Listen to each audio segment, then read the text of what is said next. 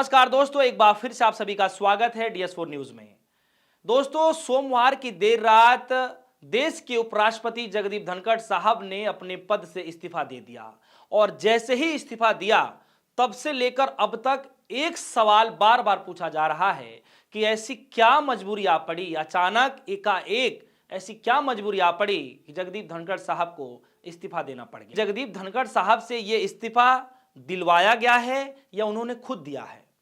तो दोस्तों, आज तीन चीजें मैं आपको बताऊंगा जिससे यह स्पष्ट होता दिखाई दे रहा है कि कहीं ना कहीं जगदीप धनखड़ साहब को यह मजबूरी में इस्तीफा देना पड़ा है। वैसे तो यह कहा जा रहा है कि स्वास्थ्य के कारणों की वजह से उन्होंने इस्तीफा दिया है, जिसपे स्पष्ट बताया जा रहा है, लेकिन कुछ ऐसे क्लू बताए जा रहे हैं जो राजनीतिक जानकार हैं, जो अपने आप को राजनीतिक पंडित समझते हैं, कई सारे जो जर्नलिस्ट हैं, बात ऐसी बता रहे हैं जिससे यह स्पष्ट हो जा रहा है कि हकीकत में इसके पीछे कोई ना कोई राजनीतिक कारण जरूर है, इसीलिए उन्होंने एकाएक इस्तीफा दे दिया। सवाल इसलिए हो रहा है क्योंकि उनका जो कार्यभार था लगभग सन 2027 तक था और इस वक्त चल रहा है सन 2025, यानी 2 साल पहले कोई व्यक्ति इस्तीफा कैसे दे सकता है। इसीलिए कहा जा रहा है कि इतिहास में पहली बार ऐसा हुआ है कि देश के उपराष्ट्रपति ने समय से पहले ही इस्तीफा दे दिया हो। सबसे पहले आपके डिस्प्ले स्क्रीन पर देखिए, प्रधानमंत्री मोदी जी ट्वीट करते हुए क्या कहते हैं। Shri Jagdeep Dhankhar ji has got many opportunities to serve our country in various capacities, including as the Vice President of India, wishing him good health। अब हिंदी में, श्री जगदीप धनखड़ जी को भारत के उपराष्ट्रपति सहित कई भूमिकाओं में देश की सेवा करने का अवसर मिला है। मैं उनके उत्तम स्वास्थ्य की कामना करता हूं।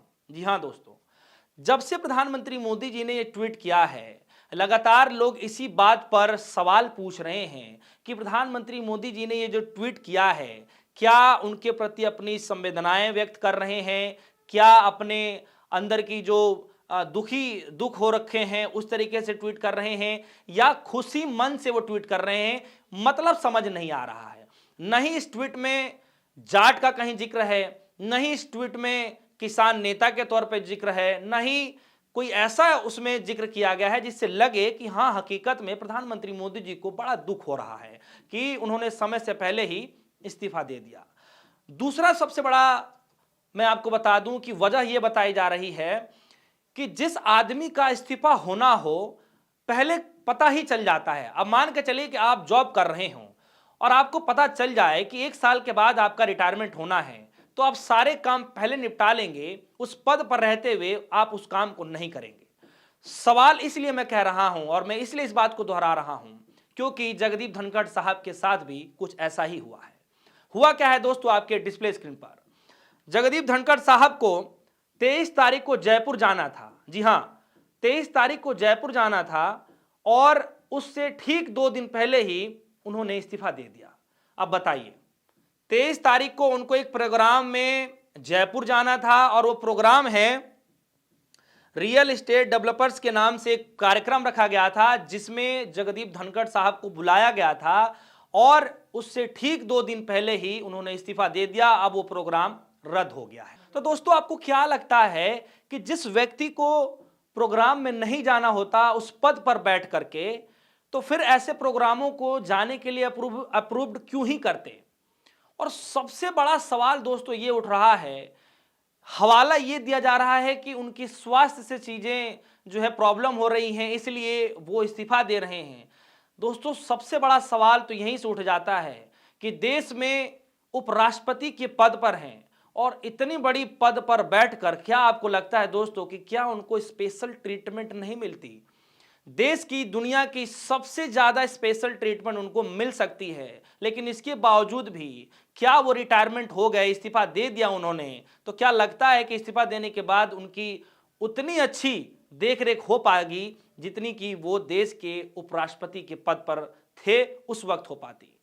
दोस्तों, कई सारे सवाल उठ रहे हैं, इसीलिए मैं कह रहा हूं कि कई सारे ऐसे पैटर्न तैयार हो रहे हैं जिससे कहीं ना कहीं यह साफ होता दिखाई दे रहा है कि इस्तीफे दिए नहीं गए हैं, उनसे दिलवाए गए हैं। जी हां दोस्तों, और ये देखिए सबसे ताजुब की बात कि विपक्षी पार्टियों ने जो आरोप लगाया कि ये पूरा मामले की शुरुआत जो है जेपी नड्डा और किरण रिजिजू साहब से स्टार्ट होती है कि मीटिंग में नहीं पहुंचते, वहां से नाराजगी जताई जाती है और सदन के अंदर में जिस तरीके से जेपी नड्डा साहब बोलते हैं कि जो मैं कहूंगा वही रिकॉर्ड होगा, इस तरीके से, तो कहीं ना कहीं उनको अपमान झेलना पड़ा होगा, कहीं ना कहीं उनको बुरा लगा होगा, क्योंकि कई सारे हमने वीडियो ऐसे देखे हैं दोस्तों जहां पर जगदीप धनखड़ साहब ही खुले तौर पर मंच पर कहते हैं कि ना मैं किसी को दबाता हूं, ना मैं किसी से दबने वाला हूं, मैं खुले मन से काम करता हूं, ऐसे वो लगातार बोलते रहते हैं। लेकिन ऐसे हालात में जब कोई सदन की पटल पर खुलेआम लोगों के बीच में ऐसा कोई बोले कि मैं जो कहूंगा वो रिकॉर्ड होगा, यानी तुम्हारी भी कोई हैसियत नहीं, तो सोचिए कि अगले आदमी के दिल में, जहन में क्या चल रहा होगा कि वो खुद उपराष्ट्रपति होने के बावजूद कोई ऐसा बोले। मामला यही शांत नहीं होता है दोस्तों। जेपी नड्डा जी का आप ट्विटर हैंडल खोल लीजिए, लगभग मेरे हिसाब से 24 घंटे होने वाले हो गए हैं, लेकिन अभी तक एक भी ट्वीट नहीं किया गया है उनके इस्तीफे को लेकर के। किरण रिजिजू साहब, उनका भी एक भी ट्वीट नहीं आया है। वो बात अलग है कि जो प्रधानमंत्री मोदी जी ने ट्वीट किया था उनके ट्वीट को रीट्वीट कर दिया है बस उन्होंने, लेकिन खुद से एक ट्वीट नहीं किया गया है। गृह मंत्री अमित शाह जी, उनका भी मैं ट्विटर हैंडल खंगाल रहा था, उनके ट्विटर हैंडल पर भी एक ट्वीट नहीं मिला है। जी हां दोस्तों, बड़े बड़े नेता आखिर क्यों चुप हैं? प्रधानमंत्री मोदी जी का जो ट्वीट है उस पर भी लोग सवाल कर रहे हैं कि ये किस तरीके का ट्वीट है, ये पॉजिटिव में लें इसको या नेगेटिव में लें, क्या करें इस ट्वीट का, लोग ऐसे सवाल पूछ रहे हैं। अब इस सभी मामलों के बीच रवि किशन ने एक खास चैनल से बात करते हुए जो कहा, आप सुनिए जरा वो क्या कह रहे हैं। रवि किशन ये कह रहे हैं कि कब कौन बीमार पड़ जाए किसे पता है। उन्होंने अपने इस्तीफे में स्वास्थ्य से रिलेटेड कारण बताया, तो उस पर भरोसा करना चाहिए। सांसद ने कहा कि हेल्थ को भी राजनीति का मसला नहीं बनाना चाहिए।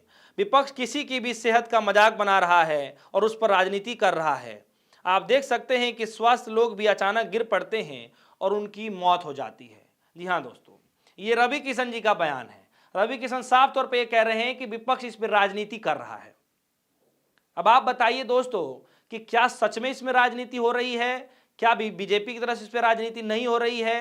अंदर क्या घालमेल नहीं चल रहा है? क्या आपको नहीं लगता है कि कुछ ना कुछ दाल में काला है या फिर पूरी दाल ही काली है? तमाम इस तरीके से लोग अपनी अपनी राय रख रहे हैं। और सबसे बड़ी बात दोस्तों कि क्या अब हम ये मान लें कि जो एक लक्ष्मण रेखा खींच दी गई है बीजेपी पार्टी के अंदर में कि भैया 75 साल के बाद आपको रिटायरमेंट होना है। हालांकि जगदीप धनखड़ साहब 75 साल के होने वाले थे, अभी बहुत समय बाकी था, लेकिन उससे पहले ही उन्होंने इस्तीफा दे दिया।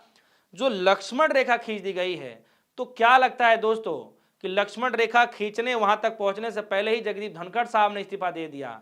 कितने लोग और लाइन में लगे हैं और किसकी किसकी बारी है, यह भी बड़ा एक अपने आप में सवाल है कि क्या जगदीप धनखड़ साहब एक शुरुआत है, असली खेल अभी बाकी है क्या?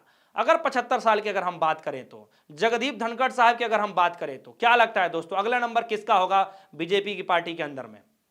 ये सवाल छोड़कर जाता हूं और आप हमारे वीडियो कमेंट सेक्शन में जाकर जरूर बताइए कि जगदीप धनखड़ साहब जिस तरीके से एकाएक अचानक इस्तीफा दे रहे हैं, अगला नंबर किसका होगा? फिलहाल के लिए दीजिए इजाजत। देखते रहिए DS4 न्यूज़। धन्यवाद।